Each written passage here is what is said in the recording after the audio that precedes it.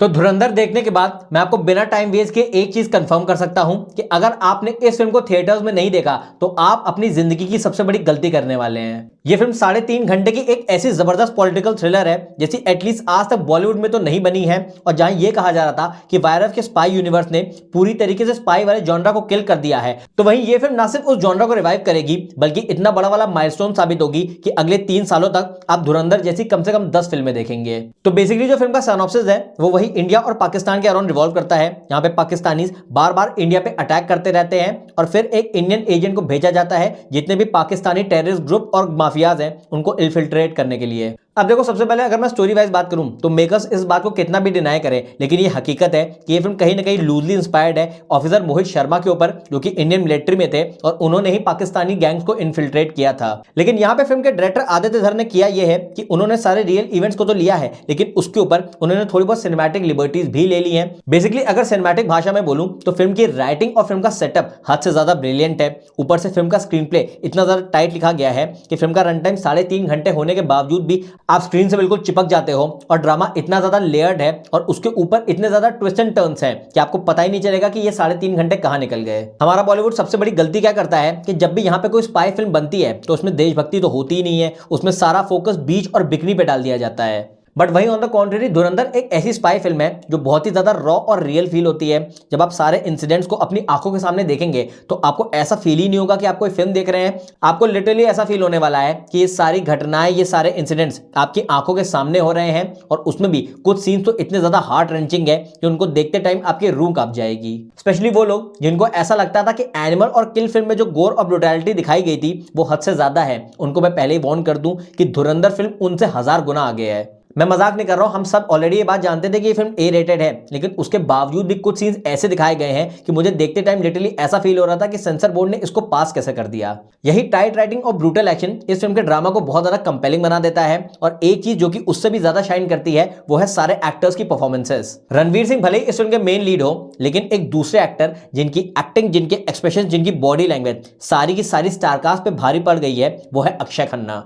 बंदे का screen presence इतना ज्यादा डायनामिक और लीथल है कि ऑलरेडी अगर वो किसी सीन में होते हैं तो बाकी अगर 10 एक्टर्स हैं तो वो उनको कच्चा चबा जाते हैं। शायद यही रीजन है कि इस फिल्म में जितने भी मेन एक्टर्स हैं उसमें जिस एक्टर की एंट्री पे सबसे ज्यादा हूटिंग हुई वो अक्षय खन्ना ही थे। इनफैक्ट वही आगे चल के इस फिल्म का सबसे बड़ा सेलिंग पॉइंट बनने वाले हैं। Having said that, Ranveer Singh, Sanjay Dutt और अर्जुन नामपाल ने भी काफी अच्छा काम किया है। बहुत लोगों को ऐसा फील हो सकता है कि रणवीर सिंह मोस्टली पूरी फिल्म में चुप रहते हैं, लेकिन वो एज एन एक्टर उनकी गलती नहीं है। बेसिकली उनका कैरेक्टर ही ऐसा लिखा गया है कि उसको अपनी फीलिंग्स को अपने चेहरे पे आने नहीं देना है, तो इस वजह से वो उनकी एज एन एक्टर कोई फेलियर नहीं था बल्कि कैरेक्टर की डिमांड थी। इनफैक्ट दिल से कहूं तो ये फिल्म इस बात को भी प्रूव करती है कि अगर रणवीर सिंह अपनी पर्सनल लाइफ में इन सारे फर्जी इवेंट्स और फालतू जोक से दूर रहें तो वो उनकी फिल्मोग्राफी और उनकी पब्लिक इमेज के लिए काफी ज्यादा बेटर होगा। जिसके बाद तारीफ होनी चाहिए इस फिल्म के मेन हीरो की, जो कि ऑल द फिल्म में तो नहीं दिखाई दी है लेकिन वो actually captain of the ship है, और वो है डायरेक्टर आदित्य धर।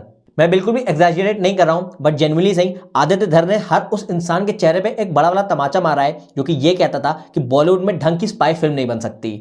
चाहे इस फिल्म की स्टोरी टेलिंग हो, चाहे हर कैरेक्टर का इंट्रोडक्शन हो, चाहे इस फिल्म के इमोशनल सीन्स हो, सारे के सारे सीन्स की राइटिंग इतनी ज्यादा ब्रिलियंट है कि आपको देखते टाइम ऐसा फील होगा कि एटलीस्ट इस फिल्म को बनाने में 3 से 4 साल की रिसर्च गई है। ये फिल्म इस बात को क्लियरली स्टैब्लिश कर देती है कि जब आप एक फिल्म पे अच्छी खासी रिसर्च करते हो, अच्छे एक्टर्स को कास्ट करते हो और उसके बाद अच्छी परफॉर्मेंसेस भी निकलवाते हो, तब जाके कांतारा और धुरंधर जैसी फिल्में बनती है। वरना 40 दिन में तो सिर्फ वही सस्ती फिल्में बनती है जिसको अक्षय कुमार और अजय देवगन हर 3 महीने पे लेके आ जाते हैं और हम उनको देखने के 1 घंटे बाद भूल भी जाते हैं। जिसके बाद अब अगर मैं नेगेटिव्स की बात करूं, यानी वो चीजें जो कि धुरंधर फिल्म में और भी थोड़ी बहुत बेटर हो सकती थी, तो सबसे पहली चीज तो मैंने ये बताई कि इस फिल्म का रन टाइम है 3.5 घंटे। और मैं पर्सनली बताऊं, ये मेरे लिए तो बिल्कुल भी प्रॉब्लम नहीं थी। मुझे पर्सनली फिल्म के कैरेक्टर्स और राइटिंग इतनी ज्यादा बेहतरीन लग रही थी कि मैं फिल्म को फुल ऑन एंजॉय कर रहा था। इनफैक्ट मैं माइंड भी नहीं करता अगर इस फिल्म में कोई इंटरवल भी ना होता और अगर ये फिल्म 5 घंटे भी चलती। बट हैविंग सेड दैट, ये मेरा पर्सनल ओपिनियन है। बहुत सिंपल से लोग जो कि छोटी फिल्में पसंद करते हैं, कुछ 2-2.25 घंटे की, जो कि थोड़ी बहुत लाइट होती हैं और जो कि आपको बहुत ज्यादा हैवी नहीं फील कराती हैं, तो उन लोगों को डेफिनेटली इस फिल्म में इश्यूज मिलेंगे। यानी बहुत लोगों को ऐसा लगेगा कि फिल्म में ब्रूटैलिटी हद से ज्यादा है। कुछ लोगों को ऐसा भी लगेगा कि फिल्म का रन टाइम अगर 3.5 घंटे ना होके 3 घंटे या फिर 2.5 घंटे होता तो वो उनके लिए पर्सनली बेटर होता। जिसके बाद सेकंड प्रॉब्लम मेरी फिल्म से ये थी कि इसके ड्रामा को जितना हो सके रियलिस्टिक तो रखा गया है, लेकिन उसके बावजूद फिल्म के सेकंड हाफ में अननेसेसरी एक आइटम सॉन्ग आ जाता है। एंड ऑल्दो मैं इस बात पे खुद अग्री करूंगा कि उसको फिल्म के नैरेटिव में अच्छे से ब्लेंड कर दिया गया है और वो फिल्म की स्टोरी को भी कैरी फॉरवर्ड करता है, लेकिन फिर भी आई फील कि अगर उस गाने को ना रख के कोई और क्रिएटिव चॉइस ली गई होती तो वो इस फिल्म के लिए काफी ज्यादा बेटर होता। बट हैविंग सेड दैट, ये कोई मेजर नेगेटिव पॉइंट्स नहीं है, ये वो पॉइंट नहीं है जो कि आपका फिल्म देखने का एक्सपीरियंस रुइन कर देंगे। और इसी वजह से धुरंधर फिल्म को लेकर मेरा फाइनल वर्डिक्ट यही है कि ये एक ब्लॉकबस्टर है, ब्लॉकबस्टर ऑफ एपिक प्रोपोर्शंस। मेरी तरफ से 100 नहीं बल्कि 1000% रिकमेंडेड है। This is genuinely cinema at its peak, और मेरी मानो तो इस फिल्म को IMAX में ही देखना।